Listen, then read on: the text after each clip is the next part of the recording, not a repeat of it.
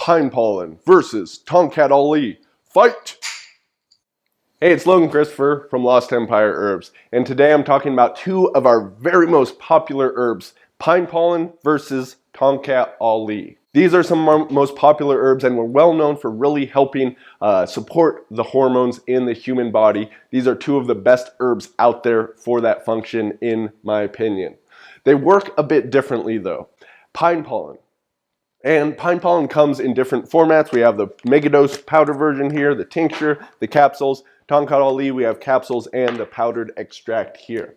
So pine pollen is working. It actually has testosterone, DHEA, and some other human hormones in it, along with gibberellins, brasinosteroids, some of these novel plant sterols that are probably actually doing much more of the heavy lifting than the testosterone itself. Testosterone, those hormones, those human hormones, coming in at very minuscule amounts. Then looking at this reductionistically in science, they say, oh, that can't possibly have an effect, but it is having an effect, and that's because there's so much else going on that we may not be looking at and measuring specifically. So pine pollen, it has this hormonal signature, and then tons and tons of other vitamins, minerals, amino acids, antioxidants, various nutrients around it, goes in the human body and seems to help the body support itself in testosterone production. And one of the main things about it, it really seems to be helping to actually detox the xenoestrogens, the various endocrine disrupting chemicals that get housed in our body. That's a hard thing to measure, but that seems to really be happening with the pine pollen. It's really good for helping to support the body in that way. Contrast that to Tongkat Ali. Tongkat Ali does not have any testosterone or any hormones itself in there, but it seems to be able to go into the human body and help upregulate the production of testosterone and the other helpful sex hormones, and in addition keep them freely available.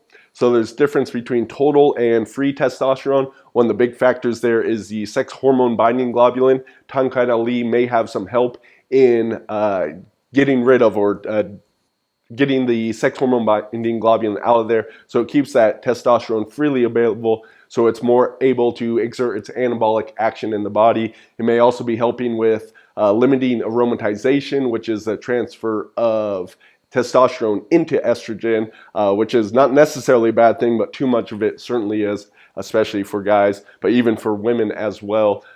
Women need testosterone too, so each of these herbs can help for the ladies as well as the men. So which one is better? It's a hard question to answer. I see, one thing we can say is that if you are looking for directly supporting the testosterone, for boosting that, then the Tongkat Ali and the pine pollen tincture are going to be your friends, and many of our customers do combine these. These are much stronger than just the pine pollen powder by itself. The pine pollen powder does seem to help, but I kind of see the pine pollen itself as more of a food, more supporting the hormones, whereas the pine pollen tincture, because the alcohol draws out those hormones and delivers them to your body, bypassing digestion, it's a little bit better at delivering that and directly boosting the testosterone. So these are a bit stronger for that, and this can help more a bit in the background, but it's also more sustainable. So I'm often myself taking the pine pollen powder, but not so much the tincture or the Tongkat Ali. Feel at this point in my life these are a bit too strong for me. Many of our customers will take these together and this as well. You have to find what works for you. If you really need some major testosterone support, try all these together and you may just find it. But be careful with that as well. I've definitely had some experiences where I felt my testosterone was going too high, increasing libido too much, sort of negative side effects like that, right? So just be careful with this stuff. So that's a little bit about them. They are absolutely great, working on different functions. One person may find Tongkat Ali works better for them and pine pollen not so much, or vice versa. And some people will find they work both together. Really, you're going to ultimately have to play with it and find what works for you. Besides a few people having allergies to the pine pollen itself, there's not a whole lot of side effects besides it being too strong for many people in these herbs, but everyone is different, so try them out, see what works for you. We got a lot more details on these over at the website, lostempireherbs.com.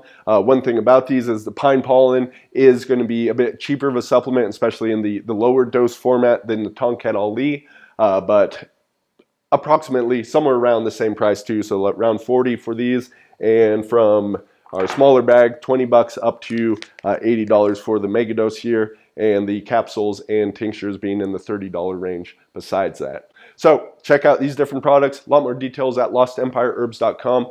Like I said, there's no saying one is better than the other. Really depends on what you're going for and what is going to work individually best for you.